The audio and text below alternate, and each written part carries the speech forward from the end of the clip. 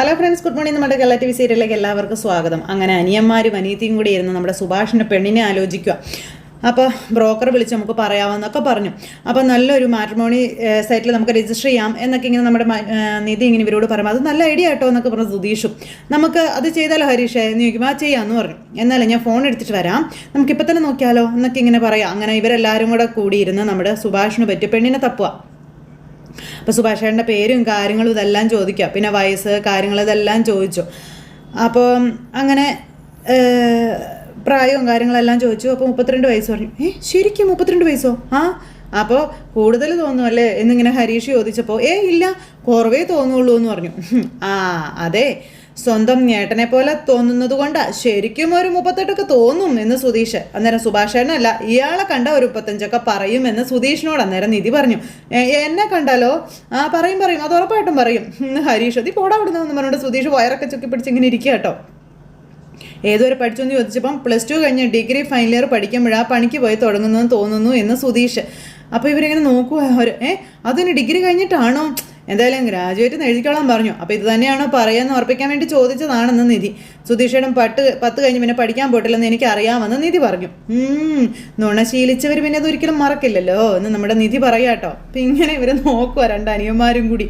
അപ്പോൾ ബ്രദേഴ്സ് 3, പിന്നെ അൺമാരീഡ് എന്നും പറഞ്ഞുകൊണ്ട് ഇങ്ങനെ എഴുതാമെന്ന് പറയുമ്പോൾ എന്നും പറഞ്ഞുകൊണ്ട് ഇവരിങ്ങനെ നോക്കുക. അല്ല അത് പിന്നെ എന്ന് പറഞ്ഞിങ്ങനെ ഹരീഷ്, അല്ല എന്താ? അല്ല ഒന്നുമില്ല എന്ന് പറഞ്ഞിരിക്കുന്നു. അപ്പോൾ അതേ ഒരു ഫോട്ടോ വേണമെന്ന് പറഞ്ഞു. അപ്പോൾ അതേ നല്ലൊരു ഫോട്ടോയും കൊടുത്തു. അപ്പോൾ അങ്ങനെ ഫോട്ടോയും കൊടുത്തു. സുഭാഷിന് ഒരു മാട്രിമോണിയിൽ ഒരു പ്രൊഫൈൽ തന്നെ സെറ്റ് ചെയ്തു അവർ. അപ്പോൾ അങ്ങനെ ഈ ഒരു ഇത് പറഞ്ഞപ്പോൾ എല്ലാവരും ഓക്കെ ആയി. അത് കഴിഞ്ഞപ്പോഴേക്കും നമ്മുടെ മെയിൽ ഐ ഡിയും കാര്യങ്ങളെല്ലാം പോയി നിധിയുടെ. അതുകൊണ്ട് തന്നെ നമുക്കൊരു പ്രൊഫൈലായിട്ട് എൻ്റെ ആ ഒരു ഇതിൽ ക്രിയേറ്റ് ചെയ്യാൻ പറ്റില്ല എന്ന് പറഞ്ഞു. അതുകൊണ്ടല്ലേ ഞാൻ കൊടുക്കാമെന്ന് പറഞ്ഞു എന്ന് സുധീഷ് ചോദിക്കുക. അങ്ങനെ അവർ സുഭാഷിന് വേണ്ടത് എല്ലാ കാര്യങ്ങളും ചെയ്തു. അങ്ങനെ ഇനിയിപ്പോൾ സുഭാഷേട്ടൻ സെറ്റാവും എന്നും പറഞ്ഞുകൊണ്ട് ഇങ്ങനെ ഇരിക്കുക. അപ്പോഴത്തേക്ക് സുഭാഷ് എന്താണ് ഇവിടെ പരിപാടി എന്ന് ചോദിച്ചു വന്നു. ഞങ്ങളെ സുഭാഷേട്ടന് പെണ്ണ് നോക്കിക്കൊണ്ടിരിക്കുകയായിരുന്നു എന്ന് സുധീഷ് പറഞ്ഞു. എൻ്റെ പൊന്നോ എന്നും പറഞ്ഞു നിധി. പെണ്ണോ? എന്തൊക്കെയാടാ പറയുന്നതെന്ന് ചോദിച്ചു. അപ്പം ചുമ്മാ ഇങ്ങനെ വർത്താനം പറഞ്ഞുകൊണ്ടിരിക്കുകയായിരുന്നു എന്ന് നിധി അന്നേരം പറഞ്ഞു. ഓരോരുത്തർക്ക് ഇഷ്ടപ്പെട്ട പെൺകുട്ടി എങ്ങനെയായിരിക്കണം എന്നൊക്കെ. നികേഷിനാണ് കൂടുതൽ ഡിമാൻഡ് എന്ന് നിധി പറഞ്ഞേ. എനിക്കോ എന്ന് പറഞ്ഞു നികേഷ് നോക്കുക കേട്ടോ. സുഭാഷ് ചേട്ടൻ എങ്ങനെയാ എന്ന് നിധി ചോദിച്ചു. അപ്പോൾ എനിക്ക് അങ്ങനെയൊന്നുമില്ല മോളെ, ഒരു നല്ല കുട്ടിയായിരിക്കണം മാത്രമേ ഉള്ളൂ എന്ന് പറഞ്ഞു. അയ്യോ ഒരു പാവം. സുഭാഷ് ചേട്ടൻ വന്നിരിക്കും, ഞാൻ ചോദിക്കട്ടെ എന്ന് പറഞ്ഞ് സുധീഷ് പിടിച്ച് അവിടെ ഇരുത്തി. എന്നിട്ട് ഇങ്ങനെ സുഭാഷിനോട് തൻ്റെ സ്വപ്നത്തിലുള്ള പെൺകുട്ടി എങ്ങനെയായിരിക്കണം എന്നൊക്കെ ചോദിക്കാം. അപ്പോൾ എനിക്കങ്ങനെ സ്വപ്നങ്ങളൊന്നുമില്ലെന്ന് പറയുമ്പോൾ സുന്ദരി ആയിരിക്കണോ, മുടി വേണോ, അങ്ങനെയൊക്കെ ഞങ്ങൾ ചോദിച്ചു. അങ്ങനെയൊക്കെയാണോ എന്ന് സുഭാഷ്. സുന്ദരി ആയിക്കോട്ടെ, കുഴപ്പമില്ല, പിന്നെ നന്നായിട്ട് സാരി ഉടുക്കാൻ അറിയണം, മുടി വേണം എന്നൊക്കെ പറഞ്ഞുകൊണ്ട് നമ്മുടെ സുഭാഷ് ഇങ്ങനെ പറയാം. പിന്നെ ഭക്ഷണം ഉണ്ടാക്കാൻ അറിയണം തുടങ്ങിയ കാര്യങ്ങളൊക്കെ പറഞ്ഞു. ഇതെല്ലാം കേട്ട് സുഭാഷിൻ്റെ സ്വപ്നത്തിലെ പെൺകൊച്ചിനെ ഇവരിങ്ങനെ ഭാവനയിൽ കണ്ടു. അപ്പോഴേക്കും നമ്മുടെ അനിയന്മാരെല്ലാവരും കൂടെ കല്യാണം വേണ്ടാന്ന് പറഞ്ഞിരുന്ന കൊച്ച് കൊള്ളാം എന്നൊക്കെ പറഞ്ഞുകൊണ്ട് പിന്നെ അങ്ങോട്ടും ഇങ്ങോട്ടും പിടിയും വലിയും കെട്ടിപ്പിടുത്ത് ഉമ്മയ്ക്ക് അങ്ങനെ നിധിയുടെ വട്ടം ഇട്ട് കറങ്ങി. ഇവർ ചേട്ടൻ അനിയന്മാർ ഭയങ്കര സ്നേഹവും സന്തോഷവും ഒക്കെ ആയിട്ട് ഇങ്ങനെ ഇരിക്കുന്നതൊക്കെ കണ്ട് നിധിക്ക് ഭയങ്കര സന്തോഷമായി. നിധി ഇങ്ങനെ ചിരിച്ചുകൊണ്ട് ഇങ്ങനെ ഇരിക്കുക കേട്ടോ. അങ്ങനെ അത് കഴിഞ്ഞ് പിന്നെ കാണിക്കുന്ന നിധി വീട്ടിൽ മാറാലയൊക്കെ തൂത്ത് തുടങ്ങുമ്പോൾ സുധീഷ് അങ്ങോട്ടേക്ക് വന്നു. അത് ശരി, എന്തിനാണോ വന്നത്? അത് മറന്നിപ്പോൾ ഇതാണോ അതെൻ്റെ പരിപാടി എന്ന് സുധീഷ് നിധിയോട് ചോദിച്ചു. അപ്പോൾ ഞാൻ എന്ത് മറന്നു എന്നാ പറയണേ? അപ്പോൾ ഒന്നും ഓർക്കുന്നില്ലേ എന്ന് സുധീഷ് ചോദിച്ചു. ഇങ്ങോട്ടേക്ക് വരുമ്പോൾ എന്തൊക്കെയായിരുന്നു? ഒരു ജോലി കണ്ടുപിടിക്കണം, 2 കാലിൽ നിൽക്കണം, ആകാശത്തേക്ക് പറക്കണം. ഇപ്പതേ വർഗീയത്ത് ഒരു TV തുടച്ച് മാറാല അടിച്ച് അങ്ങ് സമയം കളയാ. അപ്പോഴത്തേക്ക് ഹലോ, അതൊന്നും ചെയ്യാൻ ആഗ്രഹമില്ലാത്തത് കൊണ്ടൊന്നും അല്ല, അതിൻ്റെ സർട്ടിഫിക്കറ്റ്സ് വേണമെന്ന് നിങ്ങളോട് ഞാൻ പറഞ്ഞു തരണോ? നീ ഒതുക്കുമ്പോൾ വേണമെങ്കിൽ അത് സംഘടിപ്പിക്കണം മേഡം, അല്ലാണ്ട് ചുമ്മാ നടക്കില്ല എന്ന് പറഞ്ഞു. അപ്പം അതിനാദ്യം കോളേജിൽ പോയി സംസാരിക്കണം മിസ്റ്റർ എന്ന് പറഞ്ഞപ്പം അത് പോയി സംസാരിക്കണം മേഡം, അല്ലാണ്ട് സുഭാഷയുടെ പെണ്ണാലോചിച്ച് സമയം കളിയല്ല വേണ്ടതെന്ന് സുധീഷ് പറഞ്ഞു. അതും നടക്കേണ്ട കാര്യം തന്നെയല്ലേ എന്ന് നിധി ചോദിക്കുമ്പം അത് വേണം, പക്ഷെ അതിലും പ്രധാനമല്ലേ നമുക്ക് സർട്ടിഫിക്കറ്റ്സ് എന്ന് ചോദിച്ചു സുധീഷ്. അല്ല ഞാൻ ശ്രദ്ധിക്കായിരുന്നു, സുഭാഷേട്ടൻ്റെ കല്യാണക്കാരും വരുമ്പോൾ നിങ്ങൾക്കൊക്കെ ഉഴപ്പോ ഒരു പെണ്ണ് സുഭാഷേട്ടൻ്റെ ഭാര്യയായിട്ട് വന്നാൽ നിങ്ങൾക്ക് വെക്കാനും വിളമ്പാനും അലക്കാനും സുഭാഷേട്ടനെ കിട്ടില്ല എന്ന് വിചാരിച്ചിട്ടല്ലേ എന്ന് ചോദിക്കുമ്പോൾ എൻ്റെ ഈശ്വരന്മാരെ, മനസ്സിൽ പോലും ഞങ്ങൾ അങ്ങനെയൊന്നും വിചാരിച്ചിട്ടില്ല കേട്ടോ. ഇയാൾ ചുമ്മാ ഇല്ലാത്തൊന്നും പറഞ്ഞുണ്ടാക്കരുത് കേട്ടോ എന്ന് പറഞ്ഞു. ഞാൻ കഥ ഉണ്ടാക്കുന്നതാണോ? നിങ്ങൾക്കതിന് ആഗ്രഹം ഇല്ല എന്നുള്ളതല്ലേ സത്യം എന്ന് ചോദിക്കുമോ? അയ്യോ അങ്ങനെയൊന്നും അല്ല എൻ്റെ പൊന്നുനിധി, ഇയാൾ വിചാരിച്ചതുപോലെ ഇയാളുടെ എല്ലാ ആഗ്രഹവും നടക്കണമെന്ന് എനിക്കും ആഗ്രഹമുണ്ട്, അതുകൊണ്ട് ഞാൻ പറഞ്ഞതേ ഉള്ളൂ കേട്ടോ എന്ന് സുധീഷ് പറഞ്ഞു. അപ്പോൾ സർട്ടിഫിക്കറ്റ്സിൻ്റെ കാര്യത്തിൽ കോളേജിൽ പോകണമെന്ന് തീരുമാനിച്ചതാണ്. അപ്പോൾ എൻ്റെ ഒരു കൂട്ടുകാരിയോട് രാവിലെ ഞാൻ പറഞ്ഞതേ ഉള്ളൂ എന്ന് പറഞ്ഞു. നാളെ അവൾ കോളേജിലേക്ക് വരാമെന്ന് മെസ്സേജ് ഇട്ടിട്ടുണ്ടെന്ന് പറഞ്ഞു. ആണോ, എന്നാൽ കുഴപ്പമില്ല. ഞാൻ മനസ്സിൽ കണ്ടപ്പോഴേക്കും അയാളത് ഫോണിൽ കണ്ടല്ലേ, നന്നായി. എന്താ ഒരു മനപ്പൊരുത്തം എന്നൊക്കെ പറഞ്ഞിട്ട് നമ്മുടെ സുധീഷ് പറയുമ്പോൾ നിധി അവിടെ നിന്ന് പോയി. അതെ, ഒരു കാര്യം ചെയ്യാം, നാളെ രാവിലെ തന്നെ ട്രാവൽസിൽ നിന്ന് കാർ വരാൻ പറയാം, നമുക്ക് ഒരുമിച്ച് പോകാം. രാവിലെ പോയി കഴിഞ്ഞാൽ രാത്രി ഇവിടെ തിരിച്ചെത്താമല്ലോ.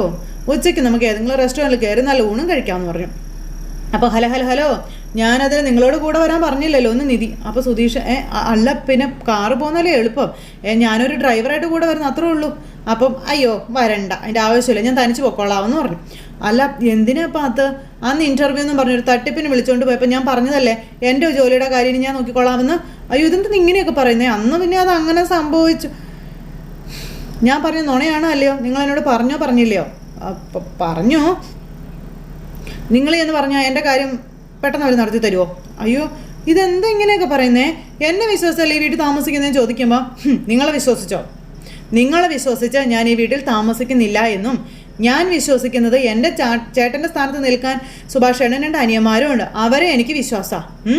അല്ല നാവിടുത്തെ കള്ളം പറഞ്ഞ് നിങ്ങളെ ആര് വിശ്വസിക്കാനാണെന്ന് നിധി നേരെ സുധീഷിനോട് പറഞ്ഞു. അല്ല ഞാൻ ആരുമല്ലേ, ഞാൻ ഇങ്ങോട്ട് വരാൻ കാരണക്കാരനായ ഒരാൾ മാത്രം, അത്രേ ഉള്ളൂ എന്ന് കരുതിയേ എൻ്റെ ജീവിതത്തിന് മുഴുവൻ തോറ്റെടുക്കാമെന്നൊന്നും വിചാരിക്കണ്ടെന്നൊക്കെ പറയുമ്പോൾ അല്ല ഇയാളെ ഇങ്ങോട്ട് കൂട്ടിക്കൊണ്ട് വന്നത് ഞാനല്ലേ, ഞാൻ മുഖേനയല്ലേ ഈ ചേട്ടനും അനിയന്മാരൊക്കെ ഉണ്ടായത്, അപ്പോൾ പിന്നെ ഞാൻ ആരുമല്ല എന്ന് പറഞ്ഞാൽ എങ്ങനെയാണെന്ന് സുധീഷ് ചോദിച്ചു.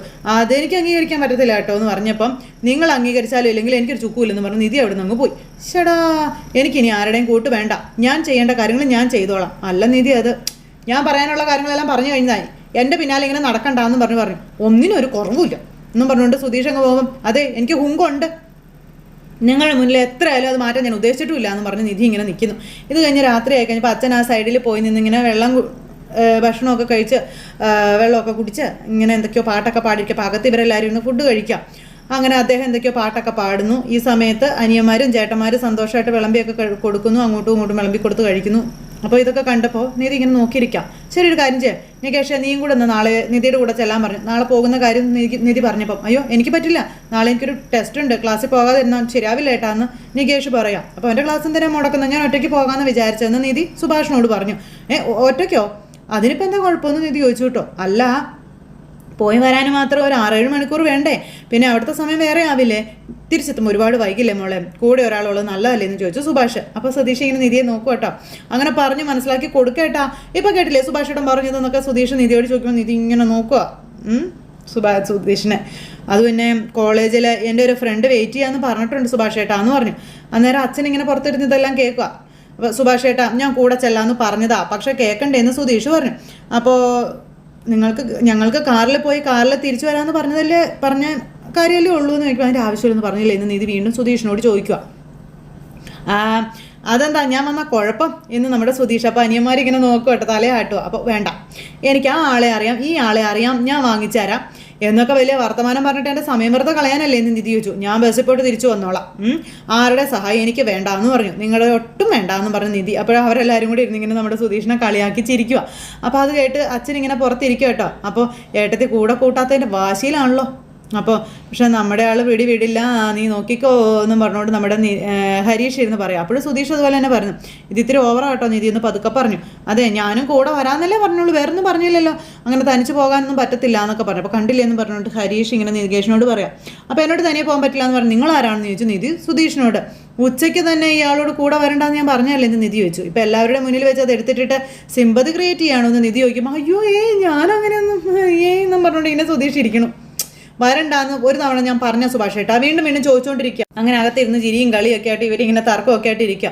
അപ്പോൾ മോളെ അത് പിന്നെ നീ തന്നെ പോകുന്നോണ്ടാന്ന് പറയുമ്പോൾ തൊട്ടടുത്തല്ലേ സ്ഥലം, ഞാനും നികേഷും കൂടെ അന്ന് പോയതല്ലേ, പിന്നെന്താ രാവിലെ ഞാൻ ബസ്സിൽ പോയിക്കോളാം, വൈകിട്ട് ഞാൻ തിരിച്ചെത്തുമെന്ന് പറഞ്ഞു. അപ്പോൾ ഇതെല്ലാം അച്ഛൻ പുറത്തിരുന്ന് കേൾക്കുക. അപ്പോൾ അച്ഛൻ ഒന്നും മിണ്ടുന്നില്ല. അപ്പോൾ അതല്ല മോളെ, നിന്നെ തന്നെ വിടാൻ ഞങ്ങൾക്കൊരു വിഷമമാണെന്ന് സുഭാഷ് പറഞ്ഞു. അത് കേട്ടപ്പം എൻ്റെ അച്ഛനും എന്നെ അങ്ങനെ തന്നെയാണ് വളർത്തിയത്, അതുകൊണ്ട് ഒരു സ്ഥലത്തേക്കും തനിയെ പോകാൻ ധൈര്യമില്ലാതായെന്നും പിന്നെ ഇനിയെങ്കിലും അത് മാറണ്ടേ സുഭാഷ് ഏട്ടാ എന്ന് നിധി ചോദിക്കാം. തനിയെ എത്ര യാത്ര ചെയ്യാനുള്ള ആ ഒരു ഇതെനിക്ക് ചെയ്തുകൂടെ എന്നൊക്കെ ചോദിച്ചു. അങ്ങനെ നിധി കുറേ കാര്യങ്ങൾ പറഞ്ഞപ്പോൾ സുഭാഷ് അത് സമ്മതിച്ചു. അപ്പോൾ ശരി മോളുടെ ആഗ്രഹം അങ്ങനെയാണെങ്കിൽ അങ്ങനെ ഇരിക്കട്ടെ, എൻ്റെ മോളെ സൂക്ഷിച്ച് പോയിട്ട് വരാൻ സുഭാഷ് പറഞ്ഞു, സമ്മതിപ്പിച്ചു. സുധീഷിന് അത് ഇഷ്ടപ്പെട്ടില്ല. പിറ്റേ ദിവസമായി രാവിലെ തന്നെ നിധി പോകാൻ റെഡിയായി വന്ന് വിളക്കിൻ്റെ മുന്നിൽ നിന്ന് പ്രാർത്ഥിച്ചു. അപ്പോൾ നികേഷൊക്കെ അവിടെ നിൽപ്പുണ്ട്. അപ്പം എടുക്കാനായിട്ട് പോയി ടെക്സ്റ്റ് ഒക്കെ എഴുതി വെച്ച് വരാൻ ഇങ്ങനെ പറയാം കേട്ടോ. അപ്പോൾ അങ്ങനെ അത് പറഞ്ഞപ്പോൾ സുധീഷ് ഇത് കേട്ടോണ്ടിരിക്കുക. അതെ, ഒരു തവണ കൂടി ആലോചിച്ചിട്ട് മതി കേട്ടോ, ഇതുവരെ ഒരിടത്തും തനിയെ പോകാത്ത ആളാ, അത് മറക്കണ്ട കേട്ടോ എന്നൊക്കെ പറഞ്ഞപ്പം നിങ്ങളുടെ കൂടെ തനിയെ ഞാൻ യാത്ര ചെയ്തല്ലോ, ഒറ്റയ്ക്ക് പോകാൻ എനിക്കൊരു മടിയില്ല എന്ന് നിധി. ഓ അപ്പോൾ അത് ശരി, എനിക്കിട്ട് പണിയാല്ലേ. അന്നേരത്തേക്കും സുഭാഷ് മോളെ ദേ ഇതിൽ ബിസ്ക്കറ്റും കുറച്ച് സ്നാക്സൊക്കെ ഉണ്ട്, വിശക്കുമ്പോൾ കഴിച്ചോളാൻ പറഞ്ഞു വന്നു. എന്തിനാ സുഭാഷ് ചേട്ടാ ഇതൊക്കെ, ഇത്രയും ദൂരം പോകാനുള്ളതല്ലേ മോളെ, വിശക്കില്ലേ എന്ന് ചോദിച്ചു. പോയിട്ട് ഇങ്ങോട്ട് തന്നെയല്ലേ ഞാൻ വരുന്നേ. അതെ, അതുവരെ വിശന്നിരിക്കണ്ടല്ലോ.